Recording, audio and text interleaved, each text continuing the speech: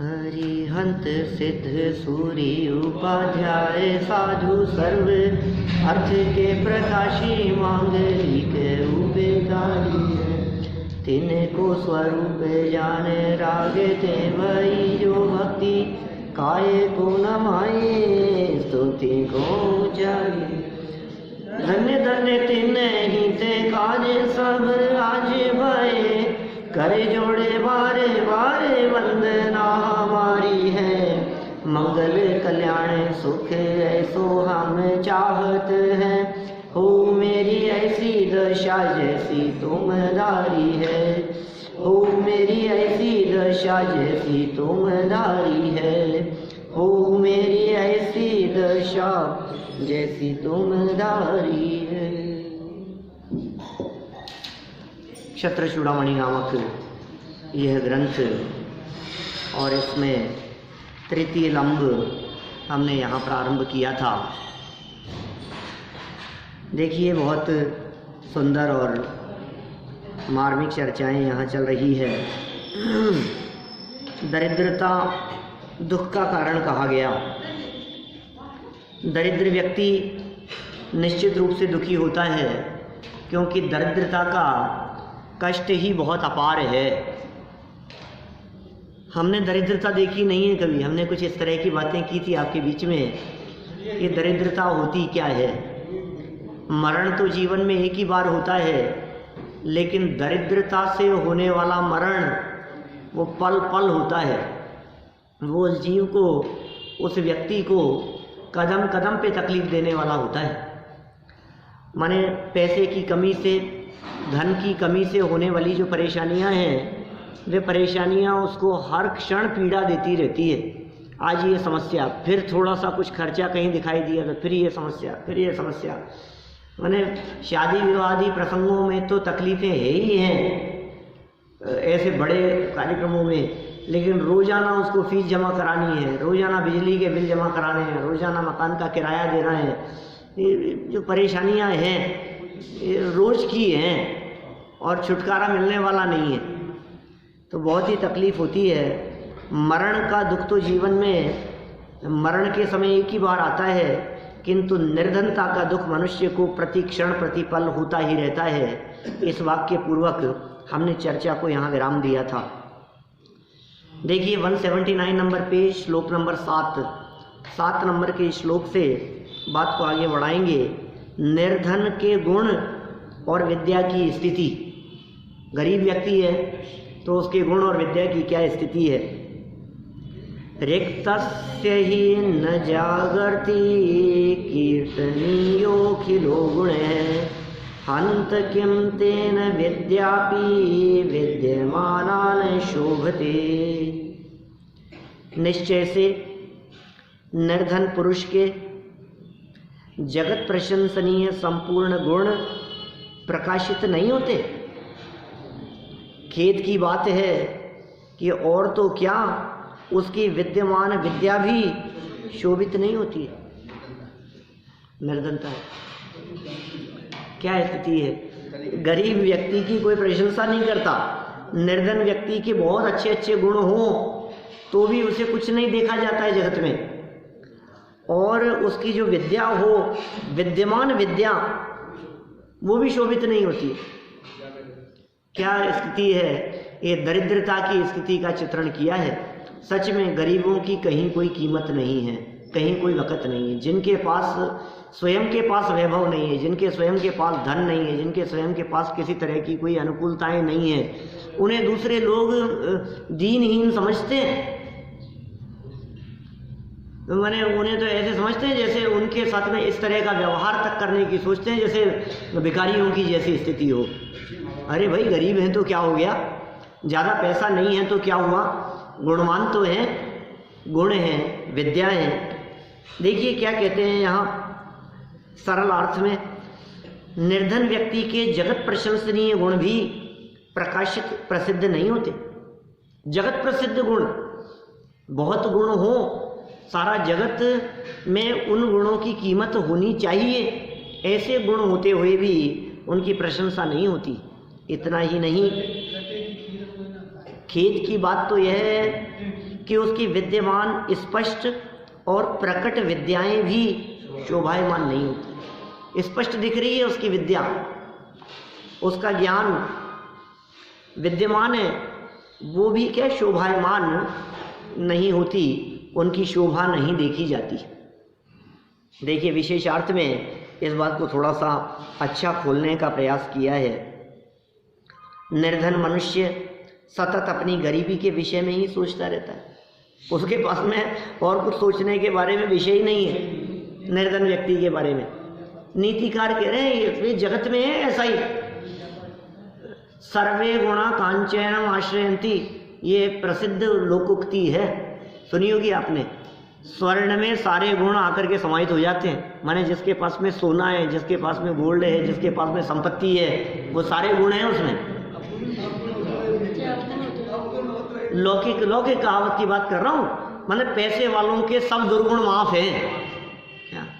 मतलब समझ लो गरीब की कन्या यदि भाग जाए तो उसको समाज से बाहर कर देवे, और पैसे वाले के यदि ऐसी कुछ हो जाए तो ठीक है, तो पैसे वाले उनको कौन क्या कहते हैं।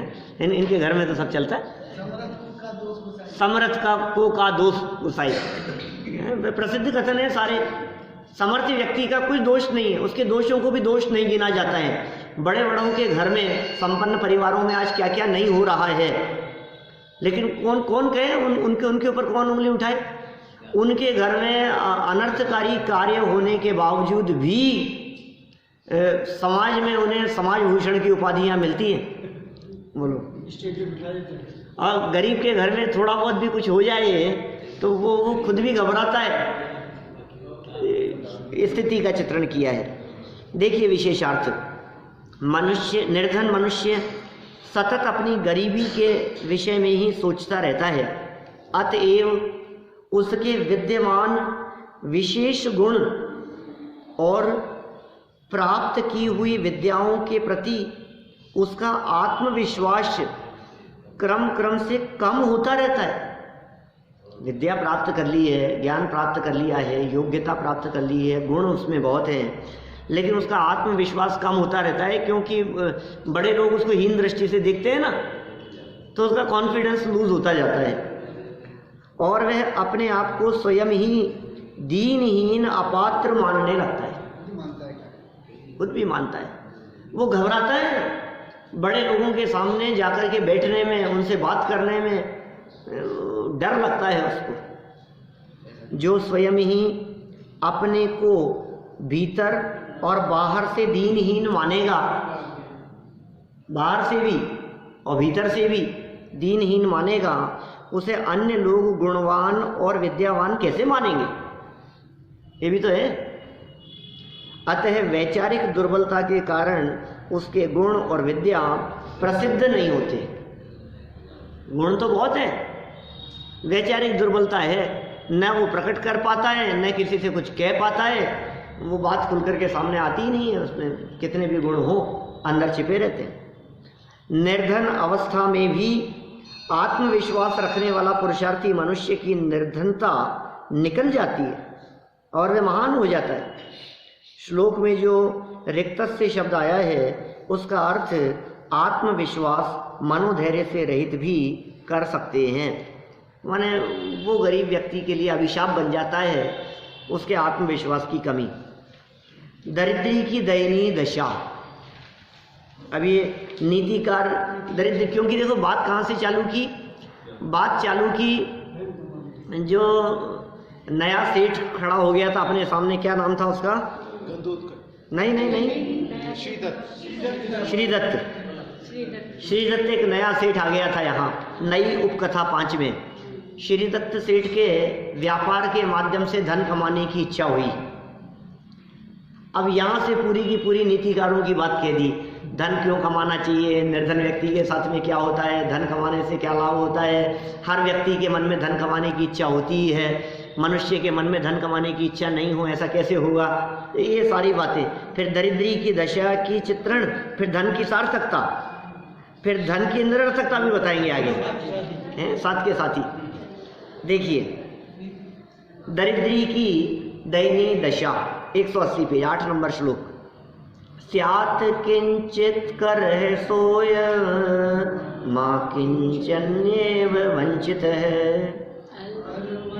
अनुमन्ये स साकूतं धन्यवक्त्रं च पश्यति।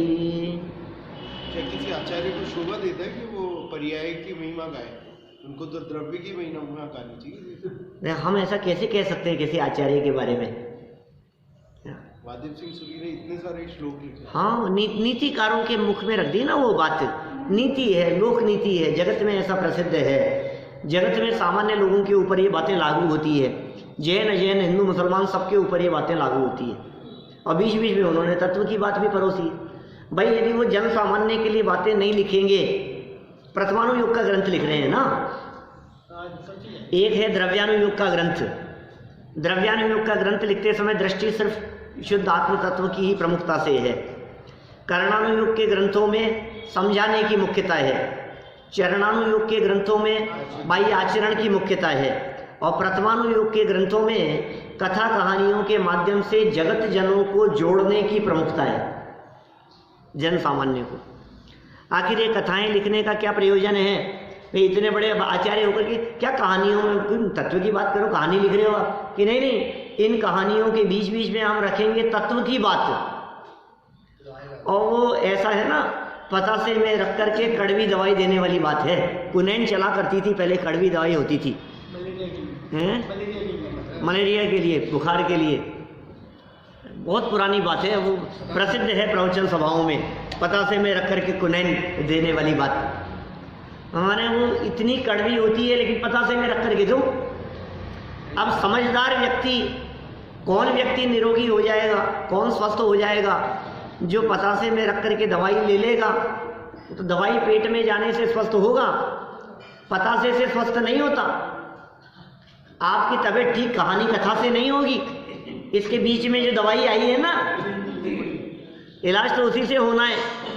लेकिन कोई ना समझ, उस दवाई की वैल्यू ना समझकर दवाई को तो निकाल के फेंक दे और अकेला पतासा खाए। मिठाई मीठा होता है ऐसा, आप अपन तो सब समझते हैं, बाहर के लोग नहीं समझते।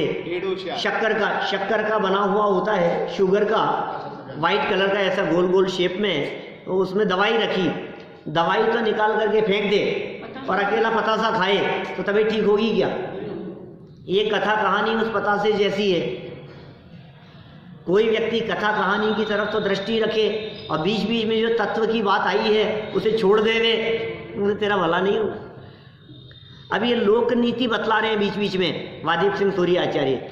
ये लोक नीति इसलिए बतला रहे हैं कि आपके day to day routine life के अंदर भी ये बातें काम आने की है, आपकी लाइफ में काम आने की है। आप अपने जीवन में उपयोग लेकर के अपने जीवन का निर्माण करें और अन्य लोगों को बताएं कि पढ़ो इसको, देखो कितनी अच्छी बातें बतलाई है, देखो आपके लिए कितनी उपयोगी बातें बतलाई है। तो इतनी बातें सुनकर कोई व्यक्ति इसे पढ़ेगा तो इस पतासे में रखी हुई दवाई भी पहुंचेगी उसके पास में। तो हमने क्या बात पढ़ी अभी यहाँ? निर्धन व्यक्ति की विद्या और गुण ये सब निरर्थक हो जाते हैं।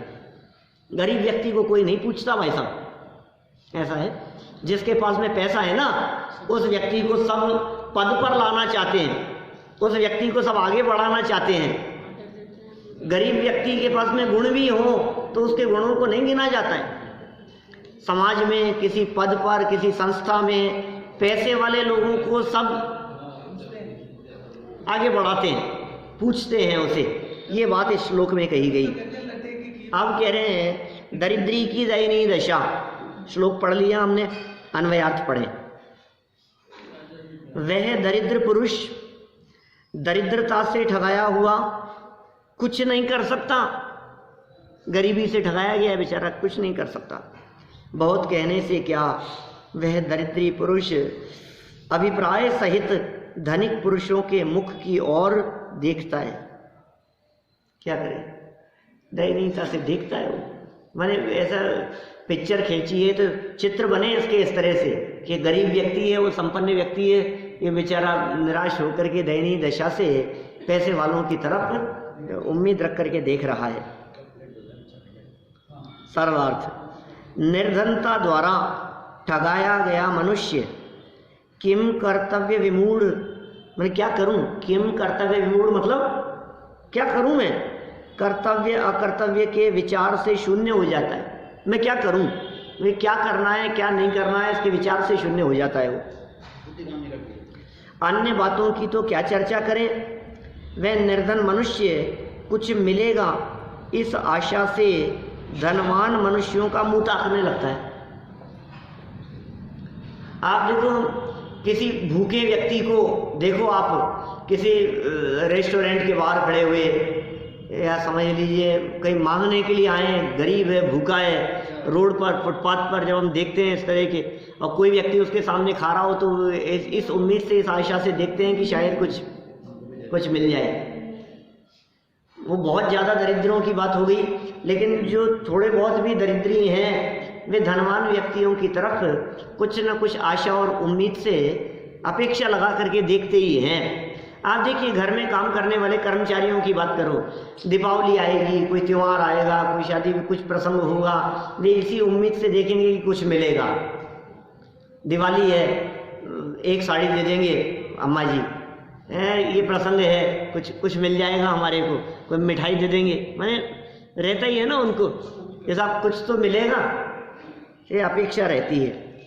जिसे अपने आत्म वैभव की खबर ही नहीं है और जो धन को ही जीवन का सर्वस्व मानता है, ऐसे अज्ञानी व्यक्ति को धन के अभाव में अपना जीवन व्यर्थ लगने लगता है। ओह, रख दी ना बीच में, देखो मार्मिक बात कि साहब आप ये कह रहे हो धन की इस कमी के कारण दयनीय दशा है, धन की कमी के कारण ऐसा होता है, मर्म छोड़ दिया बीच में और क्या कह दिया, तुझे आत्म वैभव की खबर नहीं है इसलिए दरिद्रता कष्टदायक दिखती है क्या? माने अंदर के वैभव की यदि खबर हो तो दरिद्रता कुछ काम नहीं करती है। अरे दरिद्रता को लात मार करके ऐसी अवस्था को प्राप्त कर ले कि वो पैसे वाले और वो इंद्र जैसे भी अपना मुकुट तेरे चरणों में धरे, मुनि हो जाए। अब दरिद्रता क्या आड़े लगती है? मुनि हो जाने के बाद में, दिगंबर अवस्था हो जाने के बाद में अब क्या फर्क पड़ता है? माने अच्छे अच्छे पैसे वाले आकर के माथा टेकेंगे उनके चरणों में, लेकिन ये दरिद्रता से अपने आप को कमजोर समझता है। अरे राष्ट्रपति प्रधानमंत्री आत्म वैभव की खबर नहीं है, अंतरंग वैभव को नहीं पहचानते, अज्ञानी है। अतः उसे धनवान लोग भगवान लगते हैं। दरिद्रता से अपने आप को कमजोर मानने वाले व्यक्ति को धनवान लोग भगवान जैसे दिखाई देते हैं। तो क्या करें? आप दरिद्रता में अपने आप को कमजोर मत मानो, आप अपने आप को आत्म वैभव से देखो, अंतरंग वैभव से देखो। धन की इस स्थिति में कुछ दम नहीं है, एक क्षण मात्र में चला जाता है। क्या कल रात को हमारा एक बहुत नजदीकी मित्र जैसा समझिए, अब रोड एक्सीडेंट में डेथ हो गई उसकी। हाँ, जयपुर में, दिल्ली रोड पर। मेरे से 2-3 साल छोटा था। अब सोचो आप, 2 छोटे छोटे बच्चे हैं, जहन नहीं है, लेकिन वो कैसी स्थिति हो जाती है एकदम। अब सब खत्म हो गया ना, एकदम जैसे रात को खबर मिली, रात को 2-2:30 बजे, एकदम जमीन खिसकी पी कि ये क्या हुआ, ये कैसे हो गया। अब देखो दूसरों के बारे में तो विचार करता है, लेकिन अभी रोड एक्सीडेंट में मेरा मरण हो जाएगा इस बात का विचार नहीं। बोलो, 2-3 दिन पहले तो अपन इस तरह की बातें खूब कर ही रहे थे। कल सुबह की घटना बतला रहा हूँ, कल सुबह 2:30 बजे। बोलो, मैंने कल तो मैं उदयपुर चला गया था, उदयपुर था, तो अभी क्या स्थिति हुई, एकदम ऐसा पैरों के नीचे। अब उनके लिए तो सोचो आपकी, वो तो चले गए, अब तुम किसी दिन एक झटके से चले जाओगे तो तुम्हारी ये कमाई हुई संपत्ति, ये धन, किससे कितना देना है, किससे कितना लेना है, कहाँ कितना दिया हुआ है, क्या क्या प्लानिंग तुम्हारी चलती रहती है, सब झटके से खत्म हो गई ना। अब वो तो काम करता था, कितने काम उसके चक्कर सब दिमाग में घूमने लग गया। अब वो जो संभालता था, जो प्लानिंग उसके दिमाग में थी, जो जिम्मेदारी उसको महीनों से सालों से जो जिम्मेदारी जिसने संभाल रखी थी, सब कुछ उसी के भरोसे था। अब ये तो सब एक झटके से खत्म हो गया ना, सारे के सारा सब चौपट हो गया ना। अब क्या होगा बोलो? अब कौन देखेगा, किसी को नहीं बताया कहाँ क्या है, क्या क्या हिसाब किताब है, किससे क्या करना है, इस उम्र में कोई बताता भी नहीं है। आज अपनी उम्र में दीपेश जी कौन क्या क्या बतलाते हैं अपन की, क्या क्या कहाँ क्या क्या चल रहा है, कुछ नहीं बतलाते, और अपने साथ में ख़त्म हो जाता है एकदम।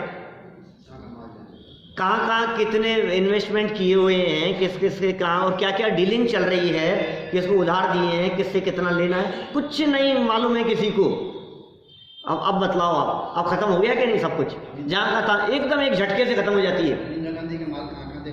बोलो डॉक्टर साहब 1 नंबर 2 नंबर 3 नंबर वो बता देते, वो 3 नंबर की बात है। क्या देखो, ये है धन की स्थिति, यहाँ का तहाँ धरा रहता है धन। ये घटनाएं जब कोई नजदीकी व्यक्ति गुजरता है ना, तो आपका चित्त आंदोलित होता है। ऐसे तो घटनाएं रोजाना न्यूज़पेपर में पढ़ते हैं, हमारे माथे पर जूं नहीं रेंगती, वो फर्क नहीं पड़ता कुछ। बोलो, रोज देखते हैं 22 साल का इसका उठावना, 25 साल का उसका बेटा मर गया, इसका ये हो गया, इसका ये हो गया, रोज आना इस तरह की घटनाओं से न्यूज़पेपर भरा रहता है। और जयपुर की आती है घटनाएं, यहाँ तो जयपुर के पूरे हिंदुस्तान में, पूरी दुनिया में कितने लोग रोजाना मरते हैं युवा अवस्था में। अब युवा अवस्था में इतने लोग मर रहे हैं, और फिर भी हम तो अपने आप को हमारी मान करके बैठे। अभी बात भी करो, थोड़ा सा आपको तकलीफ हो कि आपका जवान बेटा मर जाए, बोलो क्या परिस्थिति हो रही है। भरतपुर का रहने वाला था, कल उसकी डेड बॉडी पोस्टमार्टम के बाद में भरतपुर गई 4 बजे, पूरे गांव का माहौल देखने लायक था। क्या क्या करो, पिताजी कंधा दे रहे हैं बेटे की लाश को। सोचो जरा अपने साथ ऐसा हो तो। अभी इसमें भी तकलीफ लगती है, क्योंकि सब बेटे वाले हैं ना, सबके बच्चे हैं, सब अपने अपने बच्चों के मरण की सोच रहे हो, ओहो मेरे साथ ऐसा हो जाए तो क्या हो। अभी तुम्हें इसमें तो तकलीफ लग रही है, मैं ही चला जाऊंगा वो विचार नहीं आ रहा है। क्या ये विचार तो आता है कि जैसे वो उसका बेटा चला गया, जवान बेटा मर गया, मेरा यदि जवान बेटा मर जाए तो मेरी क्या हालत होगी, क्या स्थिति होगी। बड़ा वो तो समझ में आ रही है बात, वो तकलीफ तो दिख रही है, क्योंकि उसमें पीड़ा दिखाई दे रही है। और कल मैं चला जाऊंगा तो ये सारा तामझाम झटके से रुक जाएगा, और मैं कहाँ जाऊंगा ये तकलीफ, इसको तकलीफ नहीं दिखती। जाना तो निश्चित है, जाना तो निश्चित ही है ना, हर व्यक्ति जाएगा ना, कोई व्यक्ति अमर होकर के तो नहीं आया है। 2 दिन आगे और पीछे, और क्या लेना देना है। वो तो निर्मोही नगरी के निर्मोही राजा का निर्मोही पुत्र की कहानियां सुनाई थी एक बार। ऐसी है स्थिति। माने देखो कितना समझदार लोग किस तरह से विचार करते हैं, फूलों को देख करके किस तरह का विचार आ रहा है। वो काम करने वाली जो थी दासी, वो फूल तोड़ करके लेकर के आई, जब ये खबर सुनाई उसने उस राजकुमार को, तो तुरंत उसने कह दिया उसको, राजकुमार को नहीं साधु को। तो साधु ने क्या कहा या उसने क्या जवाब दिया, जब राजकुमार के मरने की खबर सुनाई गई उस दासी को, तो दासी ने क्या जवाब दिया, ये तो मैं रोज ही देखती हूँ, इसमें क्या है, जो फूल उगते हैं खिलते हैं वे शाम तक मर जाते हैं, कौन सी बड़ी बात है। माली से बात हुई, माली ने कहा अरे इसमें क्या है, रोज तोड़ता हूँ मैं आम, जो पेड़ पर आम लगते हैं वो टूटते ही। ऐसे ऐसे जवाब, कैसा नगर होगा, कैसे लोग होंगे, लोगों का चिंतन किस प्रकार का होगा। माँ को खबर सुनाई, भाई को खबर सुनाई, बोलो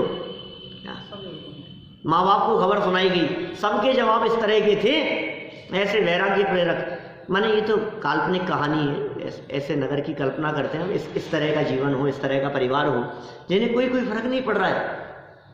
पिताजी इस प्रकार बेटे की मौत की खबर करके पिताजी ये बात कहें कि ओहो कम उम्र में वो चला गया, लेकिन वो जाने वाला हमें संदेश दे गया कि पक जाने के बाद हम और कितने दिन रहेंगे। जब वो कच्ची उम्र में ही मर गया तो वो हमें संदेश दे गया कि अब ज़्यादा समय नहीं है तुम्हारे पास में, अब तो कम से कम सावधान हो जाओ। माँ खबर सुन करके ये बात कह रही है, जिस दिन मेरी फूंक से उसने जन्म लिया था उस दिन से ही प्रतिक्षण उसकी आयु कम होती जा रही थी, खत्म होती जा रही थी, आज पूरी हो गई। कोई आश्चर्य वाली बात नहीं, ऐसे विचार होते हैं। ज्ञानियों के इस प्रकार के विचार होते हैं। ये तत्वज्ञानी एकमात्र शरण है। 2 दिन पहले हमने चर्चा की थी, 2-4 दिन पहले जो चर्चा हुई थी उसमें यही कहा था कि ऐसी परिस्थितियों को देख करके शरण क्या है? तत्वज्ञान शरण है, जिनवानी शरण है। आपकी इस मौत की तकलीफ को कैसे दूर किया जा सकता है? एकमात्र ये है, इसके अलावा दूसरा कोई उपाय नहीं है जो आपको शांति प्रदान कर सके। अब आपको ऐसा दिखता है, अरे शांति तो पैसे में ही है, पैसा होगा तो सब शांति है।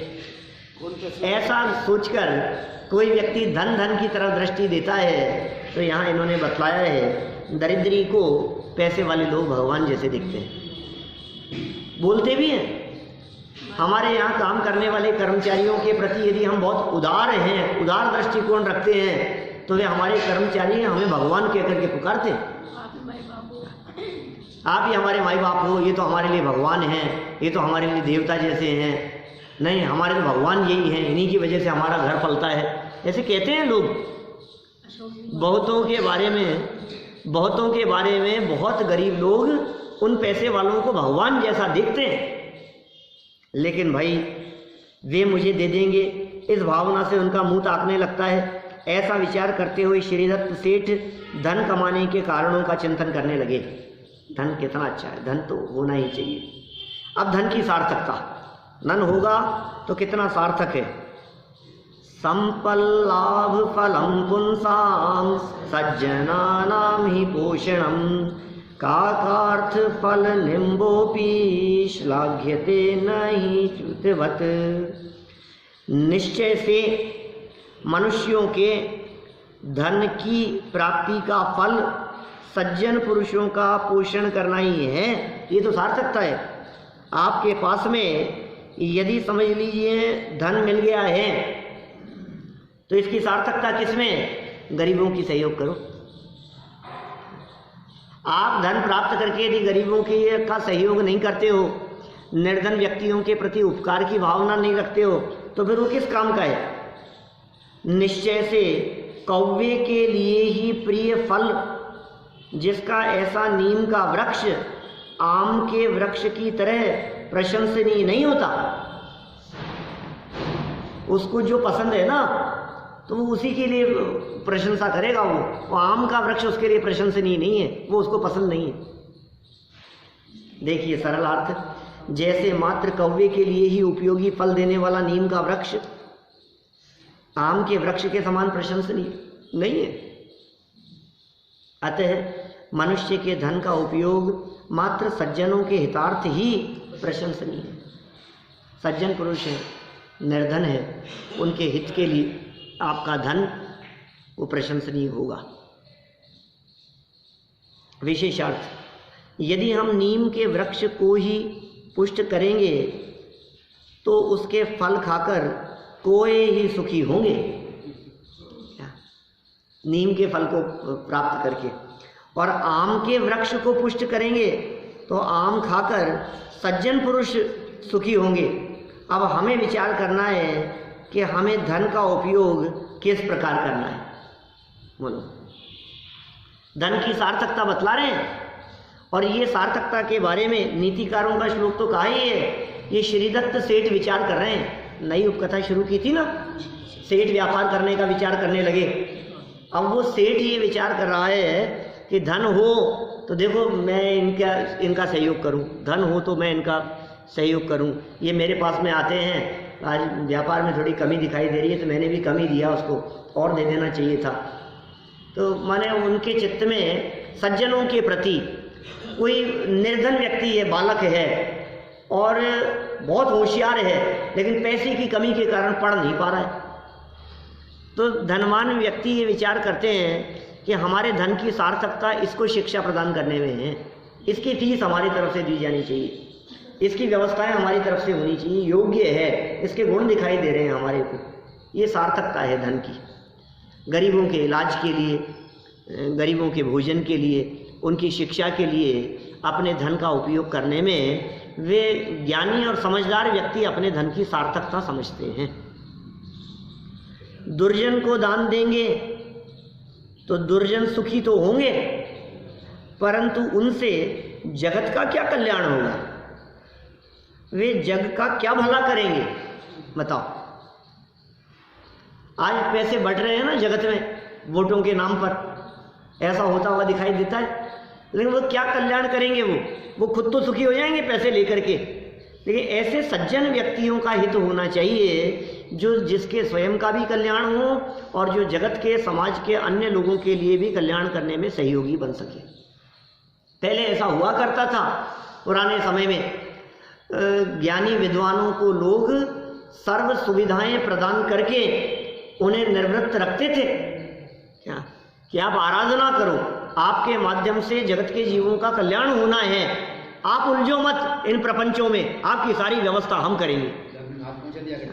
घर में अनाज पहुंचा दिया करते थे, घर में व्यवस्थाएं करवा दिया करते थे, और अनाज पहुंचाते थे ये अपने दीवान साहब जैसे लोग, अमरचंद जी दीवान जैसे, जिन्होंने मतलब कितने पुरानी घटना होगी, मैं समझता हूँ कि 100 साल पुरानी घटना होगी, इससे ज़्यादा पुरानी नहीं होगी। दीवान साहब 100, 150, 100, 125 साल पहले मोहरे रखवा करके भिजवा दिया करते थे। गरीबों के यहाँ अनाज भिजवाते थे तो अनाज के साथ में बीच में छिपा करके मोहरे भेज दिया करते थे। स्वाभिमानी होते हैं। और यदि कदाचित वो गरीब व्यक्ति आकर के ये कह दे वापस लौटाने के लिए, साहब ये आपके इसमें निकली है, ये तो मुझे नहीं मालूम कहाँ से आई है, क्या मैं कैसे वापस ले सकता हूँ?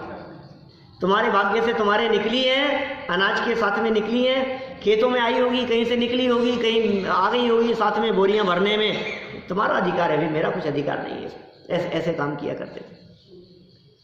टोडरमल जी को निवृत्ति देकर के वहां से लेकर के आए, सिंघाना चले गए थे टोडरमल जी साहब जयपुर से कुछ वर्षों के लिए, बीच में जयपुर से छोड़ करके उनको आजीविका के लिए सिंघाना पास में ही कोई गांव है कहीं, वहां जाना पड़ा उनको। फिर जब ब्रह्मचारी रायमल जी वे उनको तलाशते हुए जयपुर आए गोवट सार संबंधी किन्हीं शंकाओं के समाधान के लिए, और यहाँ आए तो यहाँ आने के बाद में उन्हें पता लगा कि आजीविका के लिए उनको वहाँ जाना पड़ा है, सिंघाड़ा जाना पड़ा। तो उन्होंने जयपुर समाज के श्रेष्ठी वर्ग को खूब खरी खोटी सुनाई कि आप लोगों के होते हुए एक ऐसे बड़े विद्वान को वो यहाँ से जयपुर छोड़ करके और आजीविका जैसे काम के लिए वहाँ जाना पड़ा। फिर उनको वहाँ से वो वापस लेकर के आए, फिर वो यहाँ सेट हुए दोबारा जयपुर आकर के। आप देखो ऐसा है। पूरनचंद जी गोदी का जैसे भारत जी को उठा लाए वहाँ से 20-22 साल की उम्र में, बोलो आप। इंदौर में थे, गवर्नमेंट जॉब में थे, और वहाँ प्रिंसिपल थे, सारा सब संभालते थे। तो उन्होंने योग्य समझा आपकी सारी व्यवस्थाएं हम करेंगे यहाँ जयपुर में, और जयपुर में ले आए उनको वहाँ से नौकरी छुड़वा करके, सारे सब व्यवस्थाएं संभाल लें। तो ये बहुत पहले पुराने समय में ऐसा हुआ करता था। वे यदि इससे निवृत्त रहेंगे, उनका उपयोग यदि इन बातों में नहीं उलझेगा, नहीं फंसेगा, तो वे जगत को कुछ दे पाएंगे, वे कोई बात लिख पाएंगे, समझा पाएंगे, सिखा पाएंगे, जगत के जीवों के कल्याण के लिए कोई कार्य कर पाएंगे। देखो, और गरीब और आपने दुर्जनों को दे दिया तो ये क्या भला करेंगे किसी का? यदि हम धन का उपयोग सज्जनों के हितार्थ करेंगे तो परिणाम स्वरूप सज्जन पुरुष धर्म और समाज के लिए उपयोगी सिद्ध होंगे। क्या तब तो ऐसा होगा, उनसे धर्म की परंपरा चलेगी, समाज में सुख और शांति रहेगी। अतएव धन की सार्थकता सज्जनों के हितार्थ व्यय करने में ही है। अरे परिवार के लिए तो सभी करते हैं, उसमें क्या धर्म, उसमें कौन सी महानता की बात है? अपनों को तो सभी देते हैं, जो अपरिचित अनजान व्यक्ति के लिए करे महिमा तो उसकी है। आपके बेटे की हालत खराब हो, सीरियस हो, तो आप बड़े से बड़े डॉक्टर को बड़े से बड़े अस्पताल में दिखाएंगे, उसके लिए कैसा भी खर्चा करेंगे, सभी करते हैं, कौन नहीं करता है अपने लोगों के लिए, इसमें क्या दम है? लेकिन कोई गरीब व्यक्ति अपने बच्चे के इलाज के लिए आपके पास में आया, उसका सहयोग करो तो बड़ी बात है। अपनों को छोड़कर जो अपरिचित हैं लेकिन जिनसे भला होता हुआ दिखाई देता है, जो दरिद्री हैं, जो दीनहीन हैं, उनके प्रति उपकार करने की भावना समझदार लोगों के हृदय में हुआ करती है। नहीं, इतना तो मालूम, वास्तविकता का तो पता लगता है ना। कि वास्तव में उसकी स्थिति ऐसी है, वो बेवकूफ़ नहीं बना रहा है। यद्यपि इस तरह के भी कई बेवकूफ़ बनाने वाले लोग होते हैं। गांधीनगर रोड पर एक व्यक्ति ने मेरे को बहुत रिपोर्ट्स वगैरह दिखा करके, रोड पर लेटे हुए लिटा करके बच्चे को लिटाए हुए, उसने मेरे को कही ये बात की, बहुत पुरानी बात कह रहा हूँ। तो मैंने उस पर उपकार करके और उसको जो भी उसका सहयोग करना था वो सहयोग किया, बहुत सालों पुरानी बात है। फिर उसी व्यक्ति को, उसी बच्चे के साथ हम लोग यहाँ से यात्रा की दृष्टि से निकले थे, सीकर गए थे अपन, कब की बात होगी देख लो आप। उसको मैंने सीकर में रोड पर उसी बच्चे को लिटा करके दूसरे लोगों से पैसे मांगते हुए देखा। अब वो लोग क्या करवा, हम यहाँ पर स्वाध्याय कर रहे थे, अब हम क्या करें। हम यहाँ स्वाध्याय कर रहे थे, वो पूरा दृश्य उसके दो तीन महीने पुरानी घटना थी वो जयपुर की, और 2-3 महीने बाद में हम लोगों को उधर जाना हुआ तो वही व्यक्ति वही सब देख करके मैं कहा यार ये देखो आप, ये ऐसे लूटने वाले भी दुनिया में बहुत होते हैं। तो आप सावधान रहें, आप सतर्क रहें। आप, मैं नहीं कहता हूँ कि आप सड़क चलते व्यक्ति का सहयोग करें और उनका भी आप सहयोग करें, तो फिर एक उपाय हो सकता है। एक दिन ऐसे ही हुआ, एक कोई, मैं समझता हूँ कोई 15-17 साल का कोई लड़का होगा, वो अपने पिताजी के इलाज के लिए वो रेड लाइट पर उसने मेरे से पैसे मांगे और मैंने उसको 2000 रुपये दिए उसको। बहुत मतलब वो ऐसी स्थिति में खड़ा था और इस स्थिति में मांगा उसने कि वो इलाज के लिए है, ऐसा है, और वो मैंने दिए। फिर मेरे को बगल में मेरे साथ में जो सज्जन थे उन्होंने कहा कि वो ऐसे तो बहुत मांगते हैं। तो बाद में मेरे को भी लगा कि ऐसा करना चाहिए था अपने को कि भैया जहाँ है ना, मैं चलता हूँ तेरे साथ में, तू बैठ गाड़ी में, मैं कराता हूँ उनका इलाज। ये उपाय होना चाहिए। आप ऐसे मत दो उनको, आप उनका इलाज करा। आप वस्तु स्थिति को देखो, ये समझदारी ना समझी में 2 काम किए मैंने ऐसे गलत।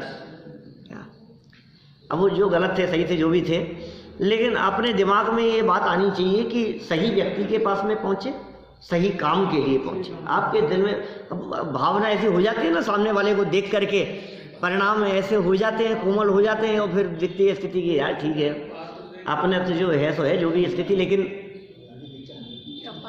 कर दो इनका सहयोग, तो अपने को ऐसे लगने लगता है। लेकिन इसमें लोग गलत फायदा भी उठाते हैं। इसलिए बात यहाँ कही गई है, निर्धन व्यक्ति हो, गरीब हो, समाज के हो, आप जानने वाले हो, आप जिनको बारे में देखते हो कि भाई ये जानते हैं इनकी ऐसी स्थिति है और इनकी ऐसी स्थिति दिखाई दे रही है हमारे को, तो धन की सार्थकता इसी में है कि आप उनका सहयोग करें। धन की निरर्थकता बतला रहे हैं आगे। चलो ये एक श्लोक और पढ़ करके पूरी करते हैं बात को।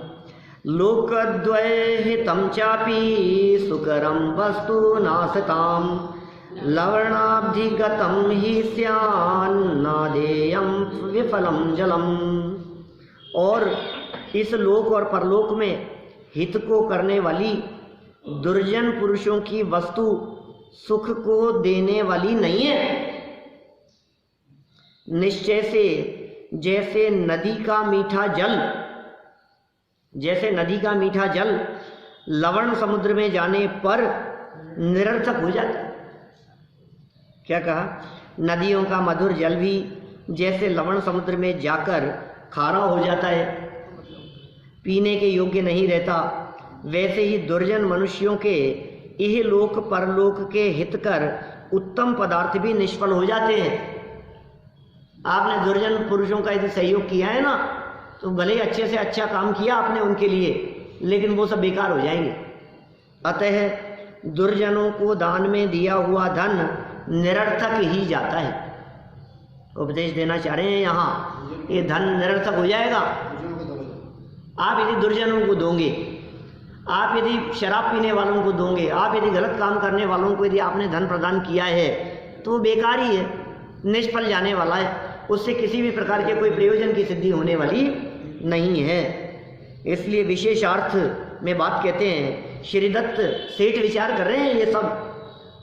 ये श्रीदत्त सेठ के मन में इस तरह का विचार चल रहा है। देखो क्या क्या विचार कर रहे हैं, किसको दिया जाना चाहिए, किसको नहीं दिया जाना चाहिए। मेरे धन की सार्थकता तो लोगों के उपकार में ही है, परोपकार करने में ही धन की सार्थकता है। ये सब विचार उनके चित्त में चल रहे हैं। विशेषार्थ, धन की सार्थकता, निरर्थकता और आवश्यकता, 3 बातें हुई। धन किसमें सार्थक है, धन कौन सी बातों में निरर्थक है, और धन की आवश्यकता, इन पर गंभीरता से विचार कर श्री दत्त सेठ ने धन कमाने का निर्णय किया। तो इस तरह श्री दत्त सेठ के इस निर्णय पूर्वक अब आगे क्या होगा, उसका विदेश गमन आदि और फिर स्वदेश लौटना और फिर उस पर संकट और फिर क्या क्या परिस्थिति बनेगी, ये सब चर्चा अपन कल आगे बढ़ाएंगे। अभी यही बात कर रहा हूँ।